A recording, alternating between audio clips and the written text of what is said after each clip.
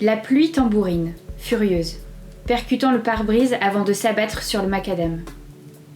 Rivée au volant, Naïs fixe la route. La chaussée se dérobe, prise dans d'épaisses ténèbres qui laissent échapper le mugissement du vent. Le halo des phares bute sur le miroir aveuglant des gouttes. La pluie cogne. Le mouvement affolé des essuie-glaces accuse leur défaite. D'autres engins la talonnent, braquent leurs phares. La conductrice rabat le rétroviseur, jette un œil au compteur, dit à l'heure. Le tableau de bord affiche 21h36. Le son imperturbable des warnings rassure, sous le déluge assourdissant. La jeune femme est tendue, corps vigile. La Peugeot s'enfonce dans la tempête. Les repères s'amenuisent. Les lueurs rouges se perdent dans la nuit. Naïs se sent faiblir, céder à la puissance impétueuse qui bouleverse le paysage. Au-delà de la panique, la jeune femme ressent une forme de soulagement, la fin d'un exil. N'est-ce pas, autrement décuplé, cette même force souveraine qui fait jaillir les couleurs sur la toile? N'est-ce pas ce même élan sourd, impétueux, qui gonfle les veines, le cœur et lui dicte ses gestes de peintre? À l'intérieur de la Peugeot, la jeune femme retient son souffle, soudain gagnée par la certitude que toute destinée est appelée à servir une œuvre plus vaste, dût-elle s'y noyer.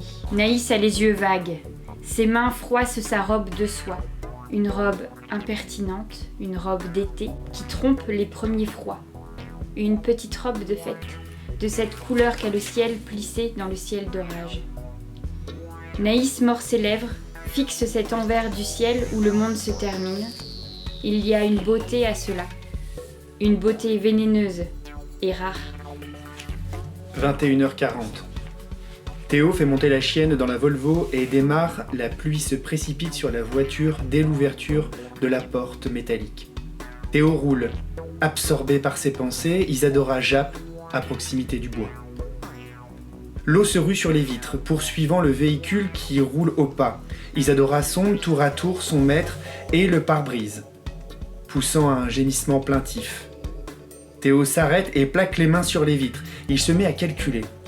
Sa manière à lui d'entrer dans les choses. Il compte 15 gouttes à chaque seconde. Ces gouttes-là, c'est du jamais vu ici. La chienne est tournée vers son maître. Disons 4 millilitres bien tassés par goutte, ce qui fait 60 millilitres d'eau par seconde sur 10 cm². Non, ce n'est pas possible.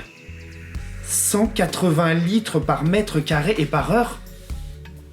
Théo refait le calcul et tombe invariablement sur le même résultat. C'est un déluge. Son esprit s'emballe. La trouée des arbres indique un virage. Théo le négocie à l'aveuglette, avale la montée sous les déferlantes, roule sur le dos de la colline et dévale une rampe étroite. La chienne se tient droite sur le siège. Si mes calculs sont bons, ça devrait passer. La chaussée se resserre d'un coup de frein, la chienne est projetée contre la boîte à gants. La route plonge dans un fleuve épais animé de remous. Des objets, des branches dérivent. Théo ouvre la fenêtre, passe la tête à l'extérieur. De grosses gouttes fouettent le visage, brouillent la vue. Le tonnerre frappe, zébrant l'obscurité de lueurs froides. Les arbres dégoulinent, soldats malmenés. Une voiture beige dérive. Depuis le siège, Isadora interroge son maître. Théo plisse les yeux, s'efforce de voir à travers les gouttes. À l'intérieur, une silhouette.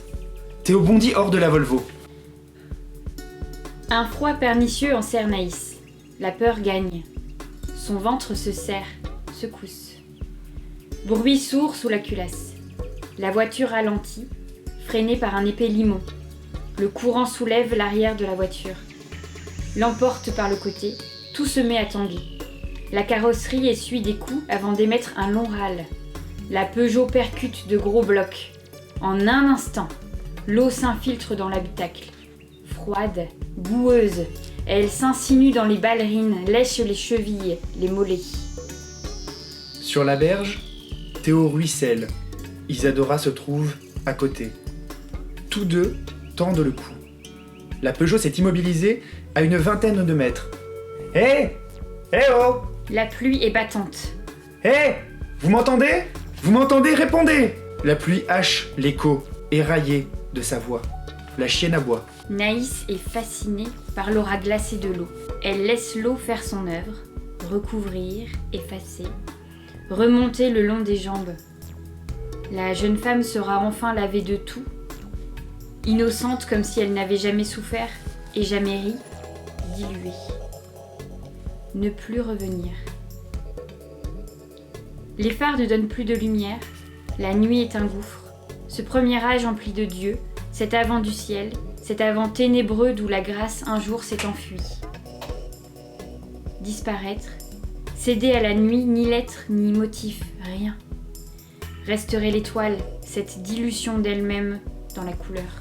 L'eau grimpe sur le long des cuisses, s'insinue dans les plis tièdes de la chair.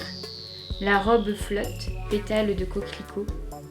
Naïs contemple le rouge de la soie, toison qui ne peut être d'or. Sous l'emprise des eaux, sans résistance. C'est peut-être cela, rentrer dans le tableau, quand la couleur vient vous chercher. Naïs croise son regard gris dans le miroir du rétroviseur. Une fugitive. Plus personne pour dire « je ». L'eau monte, imbibant la mousse du siège. Le fleuve roule ses eaux, s'empare, avale, bouscule corps et vouloir. Théo fait les 100 pas sur la rive pantelant.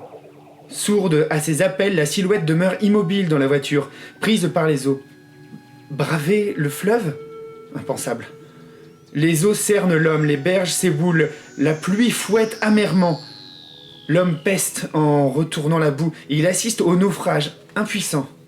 Isadora pousse un jappement aigu, puis c'est un long cri de bête, plus fort que la pluie.